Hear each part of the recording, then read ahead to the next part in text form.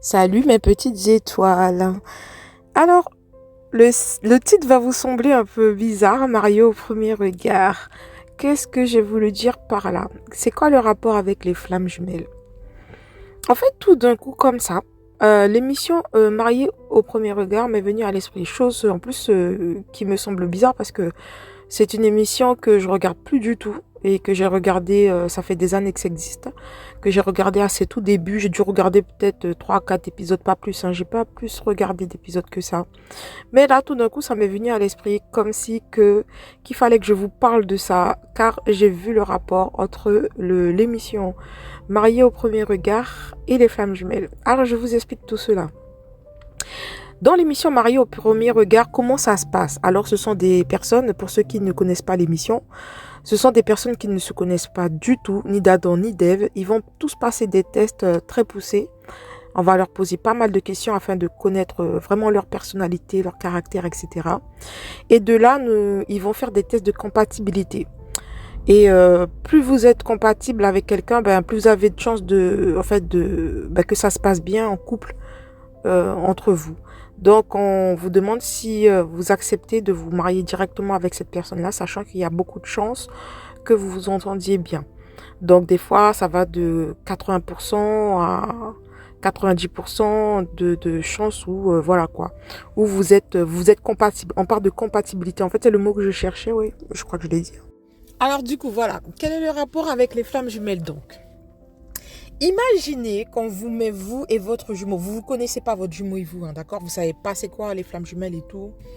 Vous ne connaissez pas du tout. Vous ne vous connaissez pas, d'accord? On ne sait rien. On met deux jumeaux.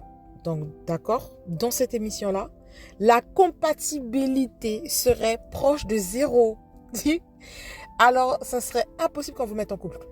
Dans cette émission-là, en tout cas, ça ne marcherait pas. Eh bien, en fait, c'est pour montrer un petit peu pour ceux qui ne savent pas, qui écoutent des fois des vidéos de flammes jumelles et qui ne savent pas ce que c'est ça. C'est la compatibilité, en fait, vraiment scientifique, elle est de zéro. Et imaginez que l'émission, c'était le contraire. On disait que ceux qui sont plus proches de zéro doivent être ensemble et auront pour but, en fait, d'être compatibles à la fin et puis de s'aimer, en fait. Vous imaginez? En fait, c'est ce qu'on vit, nous, les flammes jumelles. On a l'attirance de l'âme, d'accord? On sait qu'on aime l'autre personne d'un amour, mais fou. Mais la compatibilité, elle est de zéro. Vraiment de zéro. Parce que quand j'ai rencontré mon jumeau, il est tout ce qui ne m'attirait pas, en fait. Tout ce que, justement, je repoussais en termes de couple, d'accord? Peut-être en amitié, ça pouvait passer. Mais c'était sa personnalité, ça passait pas du tout, en fait. C'était même dès que je l'ai vu, je ne savais pas que c'était mon jumeau ou quoi. La première fois, je me suis dit, mais lui, ça va être compliqué. Ça, en tant que collègue, je me suis dit, non, mais lui, ça va pas le faire. Ça va pas le faire. Mais moi, c'est pareil, je pense que je n'étais pas, enfin, on va dire ça comme ça, son style de femme. Enfin, ce que son cerveau avait construit comme la femme idéale, j'étais loin d'être la femme idéale pour lui, hein, physiquement surtout. Donc, franchement, compatibilité nulle. Autant moi, je suis expressif, je sais pas comment expliquer, je dis ce que je ressens, je dis ce que je pense, je suis plus alignée avec ce que je ressens et ce que je pense. Lui, c'est un peu il est plus sur le regard des autres, faut faire attention et tout, plus pour le regard des autres. Déjà ça, c'est compliqué. Moi, je suis quelqu'un, je suis pas pudique, lui, il est très pudique, il fait gaffe. Alors que moi, voilà quoi. Voilà, ça, il peut rentrer chez moi alors que j'ai pas fait le ménage, c'est pas un problème. Mais moi, je ne vais jamais rentrer chez lui s'il n'a pas fait le ménage. N'acceptera jamais. Il est très sur le regard en fait de l'autre. Donc, qu'est-ce que l'autre va penser de lui? Donc, du coup, vraiment, la compatibilité aurait été de zéro. Donc, imaginez l'émission si on rapprochait, on faisait le contraire. On faisait se marier les gens qui avaient zéro compatibilité. Ah là là. Imaginez tous les conflits, les problèmes, la catastrophe au début. Mais en fait, c'est vraiment ça. Les femmes jumelles, c'est vraiment ça. Au début, c'est la cata. C'est la cata, en fait. C'est la cata. Donc là, on se dit, moi, je reste pas avec, quoi. Je vois pas pourquoi En fait, vous aurez l'impression d'être dans une relation toxique. Vous vous dites, mais moi, je reste pas avec.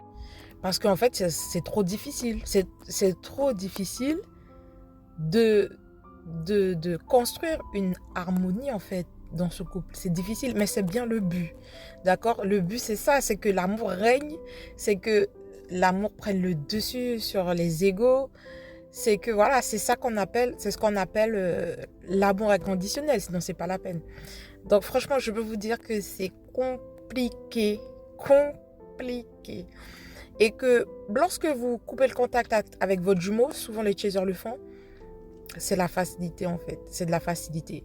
Si vous le faites vraiment de façon comment dire, si la cause de la coupure du contact avec votre jumeau n'est pas la, c'est choisir l'ego, c'est choisir la facilité, d'accord?